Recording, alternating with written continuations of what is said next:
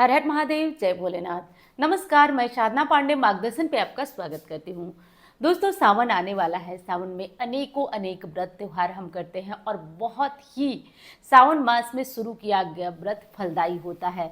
आप चाहे कोई साप्ताहिक व्रत करें, सावन सोमवार करें, प्रदोष करें, सावन शिवरात्रि करें या फिर 16 सोमवार करें, सभी व्रत विशेष फलदायी होते हैं। और सावन मास से जुड़े हुए बहुत सारे कमेंट आए हैं, तो कुछ को मैंने एक वीडियो में रखा है और कुछ को अलग रखा है।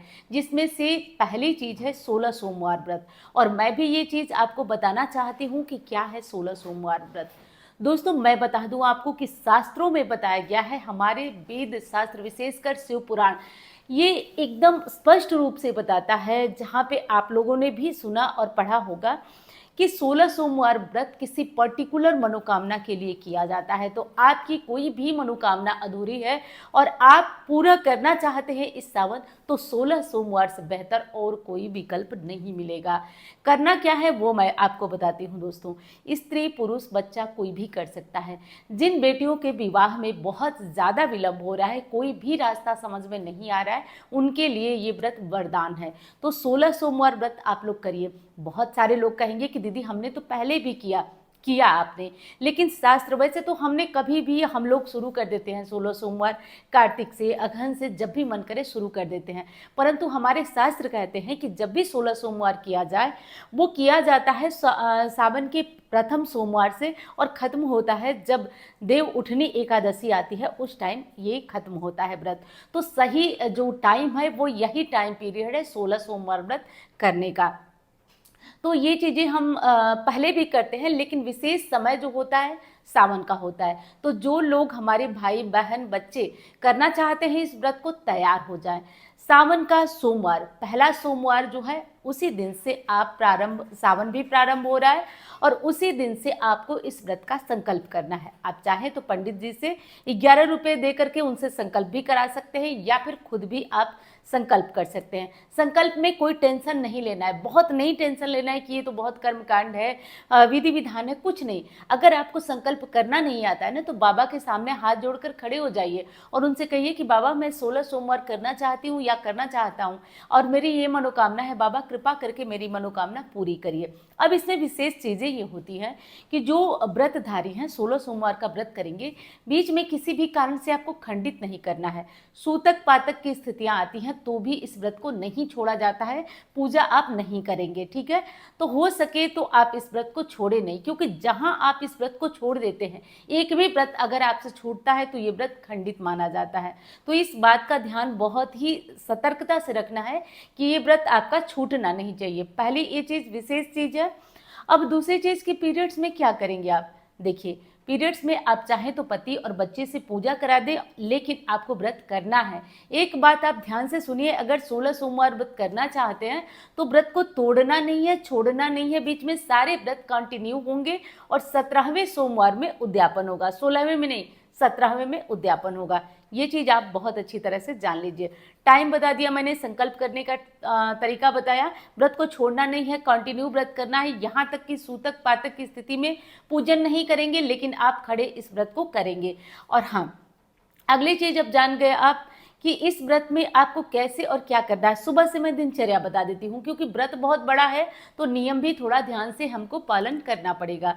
सुबह सवेरे आप जो लोग व्रत करेंगे, एक दिन पहले अपना मन से, कर्म से, वचन से अपना बाल वगैरह धो करके तैयार हो जाइएगा, साफ हो जाइएगा। कुंवारी लड़कियां हो या सुहागिन महिला हो, एक दिन पहले आपको साफ सुथरा हो जाना है।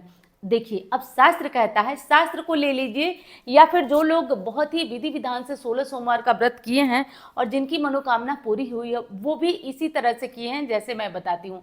अगर आपका शरीर इस तरीके से आपको कहता है कि आप शाम को 4 बजे तक बिना पानी के रह जाते हैं, तो नियम ये है कि आप बिना पानी का सुबह से बिना पानी के रहें और शाम को लगभग 4, 5, 6 के करीब आप महादेव की विधिवत पूजा करें और उसके बाद उनका प्रसाद ग्रहण करके इस व्रत को खोलें। या एक ही बार इस प्रसाद को खाया जाता है, एक ही बार पानी पिया जाता है। इस तरीके से ये नियम है। परंतु ये नियम बहुत कठिन है दोस्तों, बहुत ही तगड़ा और बहुत ही कठिन ये नियम है। ये हर कोई नहीं कर पाता है। यदि शारीरिक सामर्थ्य तो आप करके देखिए, कहा जाता है कि इसके आगे विधि का विधान भी टल जाता है। लेकिन अगर इस तरीके से कोई 16 सोमवार व्रत कर दिया तो उसकी मनोकामना पूरी होने से भगवान भी नहीं रोक पाते हैं, क्योंकि महाकाल को कहा ही जाता है कि वो सभी विधि के विधान को फेल कर देते हैं। तो अगर हो सके तो जो मैंने नियम बताया, पूरे दिन भूखे प्यासे रहकर शाम को पूजन करिए और एक टाइम एक ही बार बैठ करके जो भी महादेव का प्रसाद उसमें तीसरा अंश होता है वो खा करके एक बार पानी पी करके आपको व्रत करना है। अगर हो सके इस विधि से व्रत कर पाए तो करिए, नहीं तो दूसरा भी विकल्प है। जानते हैं देश काल परिस्थिति के अनुसार चीज़ों में परिवर्तन भी किया जाता है। तो दूसरा क्या विकल्प है? दूसरा यह है कि जैसे हर व्रत आप करते हैं उसमें पानी पीते हैं, चाय पीते हैं, फल खाते हैं, कर लीजिए। उसके बाद शाम को आपको क्या करना है कि शाम को लगभग 4 बजे, 5 बजे, 6 बजे एक बात का ध्यान रखिएगा, कोशिश करिएगा कि 16 सोमवार की पूजा लगभग एक टाइम में ही आप करें। और अगर आप पहले सोमवार में घर में पूजन करते हैं तो आप घर में ही मिट्टी का शिवलिंग बनाकर पूजन करिए, या फिर आप पारद शिवलिंग रखे हैं, नर्मदेश्वर रखे हैं तो उनका पूजन करिए, या फिर आप चाहे तो मंदिर जाकर जैसे पूजन आप पहले सोमवार में करेंगे वैसे आपको 16वें सोमवार में पूजन करना है। तो नियम विधि बिल्कुल सेम रखिएगा, लगभग कोशिश करिएगा टाइम भी आपका एक ही हो।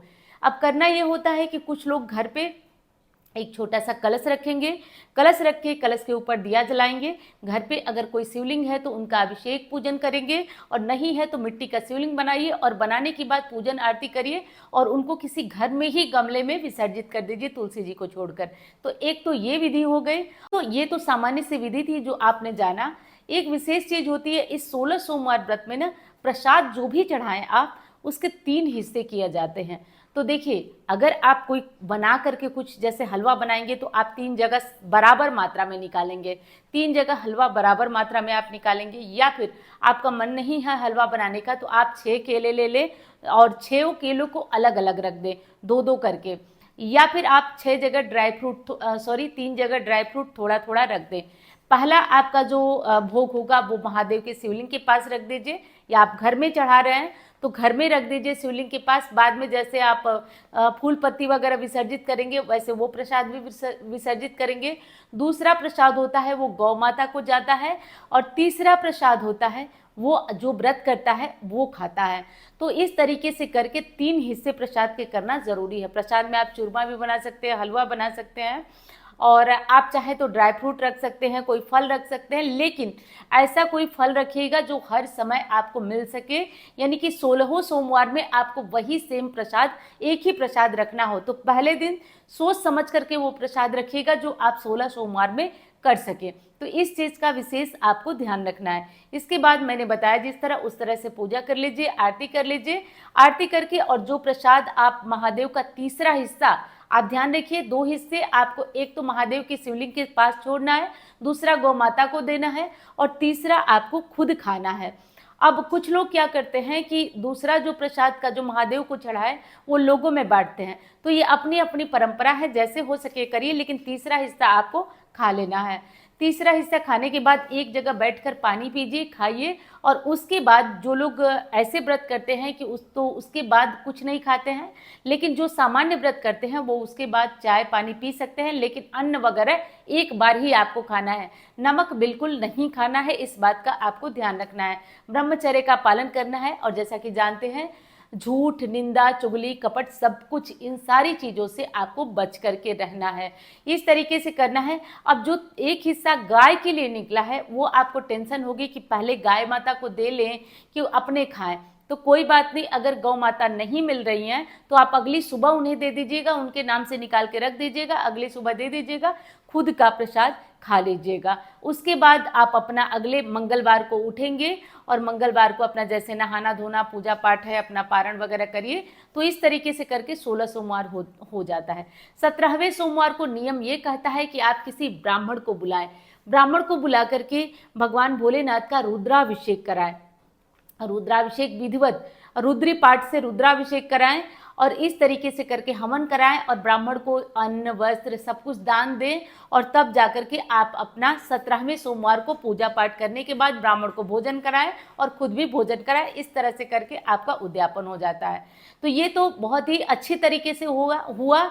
अब कुछ लोग कहते हैं कि हम ब्राह्मण को नहीं बुला सकते, तो कोई बात नहीं, आप घर में ही जैसे आप 16वें सोमवार में पूजन करते हैं वैसे 17वें सोमवार में उसी टाइम करिएगा। 17वें सोमवार में अलग टाइम मत रखिएगा, उसी टाइम आप पूजन करेंगे और उसी तरीके से पूजन करेंगे। बस ब्राह्मण के लिए थोड़ा अन्न वस्त्र निकाल दीजिए, कुछ दान दक्षिणा निकाल दीजिए और खुद बैठ करके अपने से ओम नमः शिवाय या श्री शिवाय नमस्तुभ्यम या जो भी मंत्र हो उससे 108 बार गाय के गोबर के उपले पे गाय के घी से उतनी आहुति, यानी कि एक एक चम्मच में घी डाल करके ओम नमः शिवाय ओम ऐसे करके 108 बार, 11 बार, 51 बार करके देखिए। और सारा जो दान का सामग्री है वो निकाल कर हाथ जोड़कर बाबा से कहिए कि मैंने आपका 16 सोमवार व्रत पूरा किया बाबा, अब आप कृपा करिए, मुझ पे दया करिए। इस तरह से करके आप जो है बाबा से जो भी अपना व्रत में भूल चूक हुई क्षमा प्रार्थना कर ले और आप अपना उसके बाद 17वें सोमवार को आप खाना खा सकते हैं। तो इस तरीके से करके बहुत ही विधिवत से 16 सोमवार व्रत आप कर सकते हैं।